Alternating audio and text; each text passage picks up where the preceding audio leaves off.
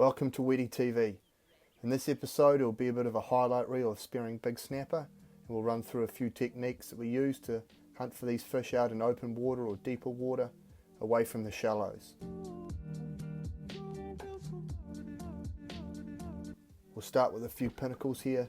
See you swim right out wide of rocks or out wide of islands and look for these pinnacles that come up. You'll see all the schoolfish that are swimming around this rock, so it looks good. I use my drop weight to mark the spot, and I'm able to dive with my reel gun.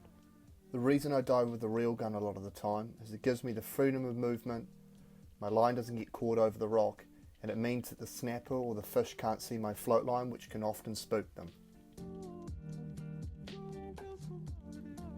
Gonna sneak over here, and like I talked in the last episode, we swim over the optimum point, the highest point. You'll see there's two nice big snapper here parked up really quietly. I've got the sun at my back so they're not spooked whatsoever, and hold off for a bit of footage before planting a good shot on the head. It's not ideal, would have been better to kill shoot this fish because you can see there's another leech there that I want to sneak down in case there's some more snapper here. So I try to pull them away from that edge there and subdue it without too much commotion.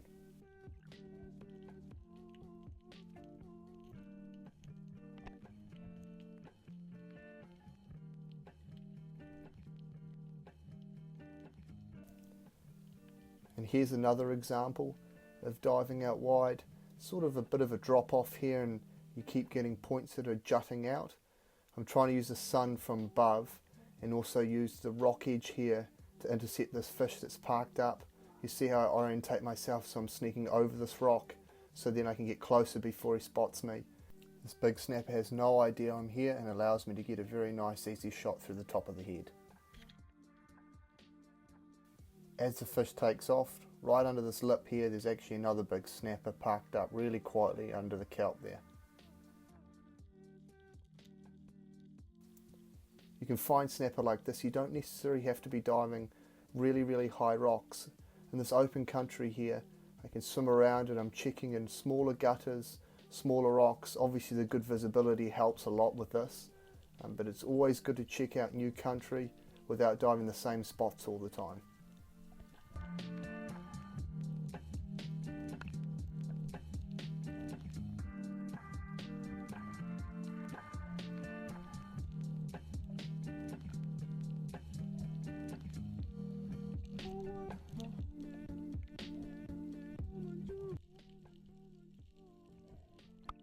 Back to another pinnacle, a similar scenario to before, a big rock that's come up out of flat country.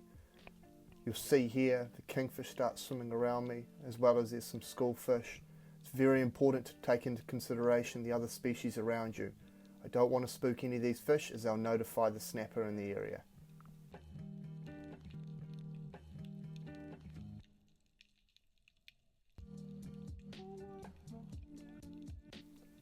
I'm down current of this rock and I've been swimming up current just over sort of flat ground before I find these bommies or these pinnacles that jut right up. I'm getting low to the rock and I'm just checking all around the rock as I go over because there could be a snapper anywhere here.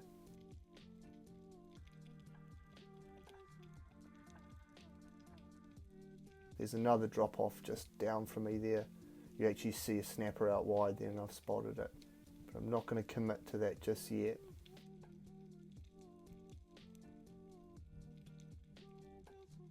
See, there's another couple of snapper out wide here. It's a difficult situation because we've got quite a few fish around that are going to spook, including these drummer. And you'll see here all the fish spook and it spooks the snapper. But there's one there that's not quite sure that where I am. He doesn't know why the fish spooks, so I get right low in the kelp. And same as we talked about before, using the kelp or the ledge to intercept this fish, so I'm using it as cover and then make an aggressive approach and take a long shot. This is the importance of a nice long gun in this open water and in this clear water, using a 120 of our Viper carbon guns here, as opposed to a 110 I'll use closer in on the shallower reef.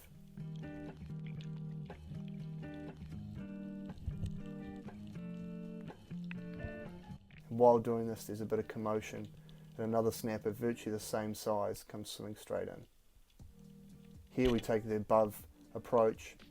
Nothing too technical behind that. I just try and get as close to the fish with minimal movement. I keep my legs straight so I don't bend my knees too much. So it's hard for the snapper to gauge how close I am. Keep a narrow profile and keep your gun in front of the snapper. Definitely luck with this snapper, but you often get that.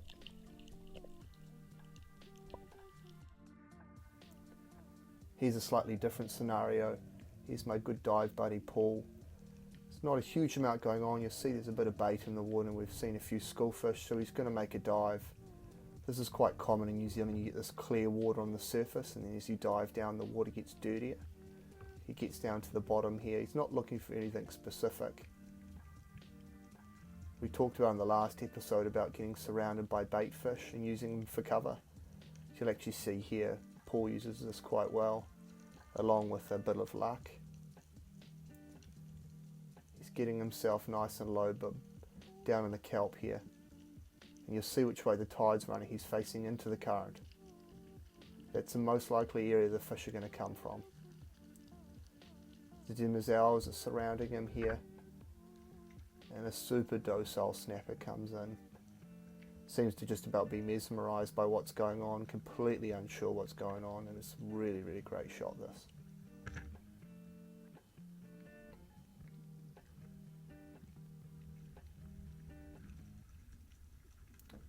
You can get lucky with this scenario quite a bit, lying in the bottom, especially when there's a lot of fish around and a lot going on. Snapper can sometimes be not so spooky, and they'll come close to you.